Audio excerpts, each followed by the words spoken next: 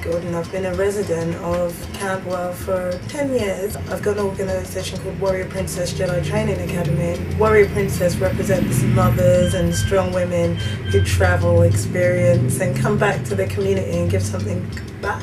My name is Victoria Shaskin. I'm the Education Director of Collective Artists Theatre Company. Collective Artists is a professional theatre company. We tour main stage performances of mostly West African work, and we tour those all across the country and also internationally. We work with young people across South East London using theatre as a tool for social change. My name's Steve Peake from the Synergy Centre, which is a local community arts venue in Camberwell, working with a wide variety of different creative and cultural organisations to provide them with affordable and accessible space. My name is Rohan Wijatunga and I represent Community Media Design. I'm Michelle Baharia and I'm the Project Director of Coulton Arts. My name is Sarah Lindley and I work for the Funky Monkey. I'm David Mengoli. This is GX Gallery. Stephanie, Illusion College. This is the Tuesday morning art group at the Camberwell Centre. I'm Vicky Forrester, I'm a jeweller. I've set up Flux Studios in Camberwell and I also teach jewellery. I've studied at Camberwell College of Art for 4 years.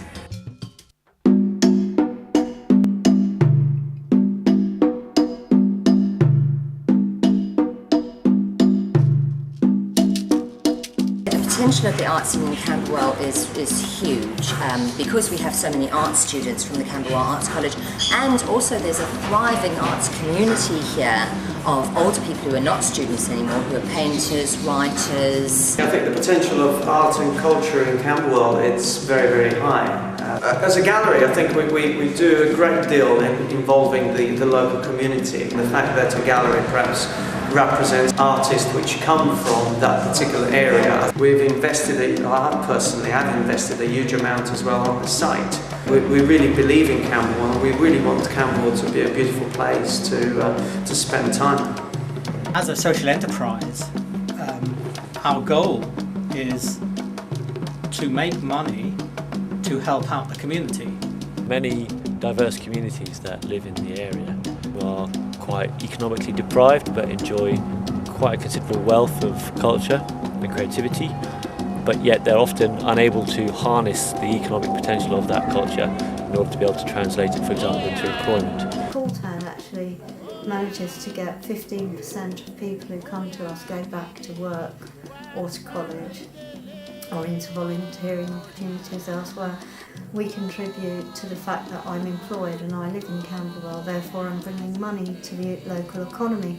And there's a statistic, and that is that for every £1 you spend locally, £3 will come in on top of that. But I've seen firsthand the benefits that people derive from being able to be creative.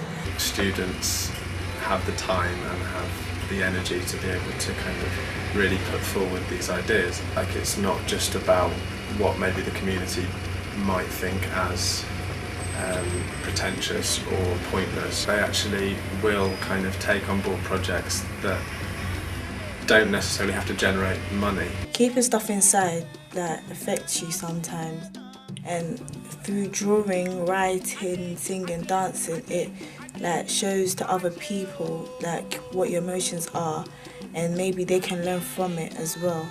I think networks are a very important thing.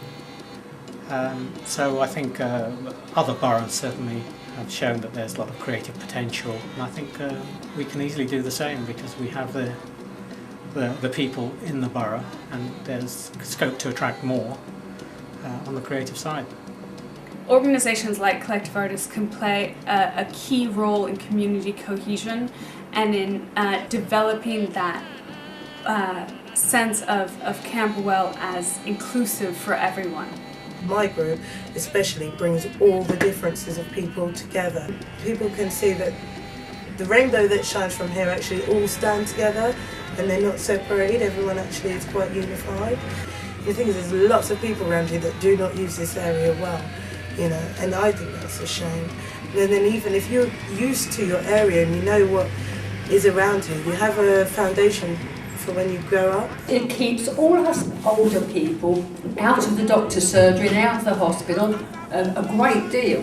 It makes you look at the surrounding in different ways. If it's your talent, it advances in it because maybe there are other people watching you and they might give you advice or tips. Well, there's lots of talk about it becoming the next centre of arts, I think, within London, in the next area for regeneration. Instead of it spreading further east, maybe it's spreading south. Artists tend to move to areas where rent's cheap, and then regeneration happens because it becomes a cool place to be, and then graphic designers move along because it's a cool place to be, and then property developers move along and buy out.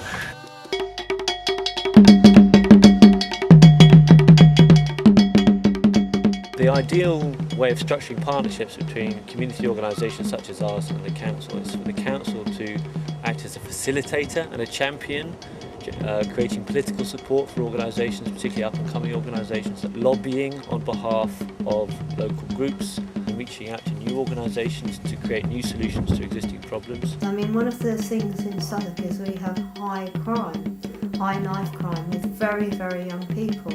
Now, what does that tell you about what we need? We need buildings and we need accessible spaces where people can access activities. In order to get stuff done, you need to have space. And space is in very short supply locally, let alone affordable space. To be truthful, we do need a big place, like really big, and each has a lot of holes in it. Unless we have sustainable funding and to meet our core cost needs, then we're not going to be able to deliver those programs in a sustainable way that's going to help the community. You never know what 1 year to the next. if it's gonna. We're gonna so the local authority could help more, couldn't they, if they do a hell of a lot more. But they seem to think you're hobby painters, so they're not interested. Yeah. I think the council plays a major role really in creating a creative or a more creative environment which would allow a business like this to succeed. If we had a nice, lovely butterfly post, a massive one, you know, which had all the lovely things that are happening in Camberwell written down. Practical things, I think the parking, being in a situation where people can park for a short period of time, 20 minutes, 30 minutes, and enjoy perhaps services that are offered in an area. But we do have a very, very big car park that is just at the back of Allenbell Grove Lane, which during the day I think it gets widely used and it's great, it allows people perhaps to shop, but at night that car park becomes completely deserted.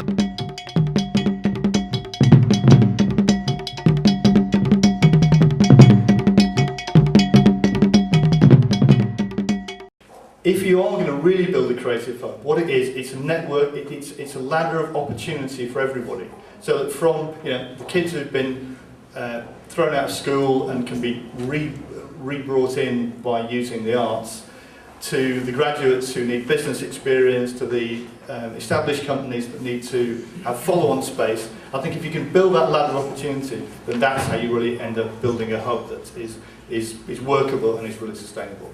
One of our problems, I think, in Camberwell is the Lambeth-Southwark divide. On the political side, I think Southwark have been quite good in acknowledging Camberwell's plight in the last few years.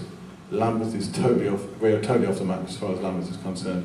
And we, as a bunch of people, need to address that, because we need to say to the politicians on both sides of the borough boundaries, you've got to start acknowledging that Camberwell's a place that's got extraordinary potential, and it has had extraordinary potential for a very long time, and it fails to meet that potential because there's not a political will there.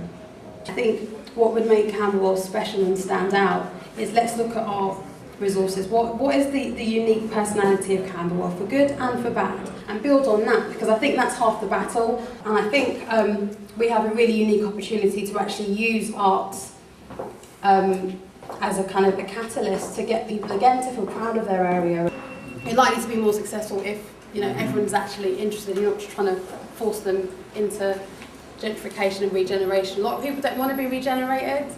And part of that, don't regenerate me, I'm fine the way that I am. Why can't you just value and respect me and stop trying to make me into somebody else. I think it's really interesting what you're saying about you don't want to be regenerated, but in some way that's because it's something that happens to you. The great thing about culture and creativity is if you all link together, you can use that to make the place you want it to be. Drummer man, spinning and rapping, romping to the beats. Russian band scrapped. So DJ penny metal with black fur Cossack hat jigs back and forth, jumping to sword dance while smashing plates, hot wax and circular as necks shake loose from bodies at Brixton's jam. While I revel in the visual, sweet sonic syncopation of a rotunda style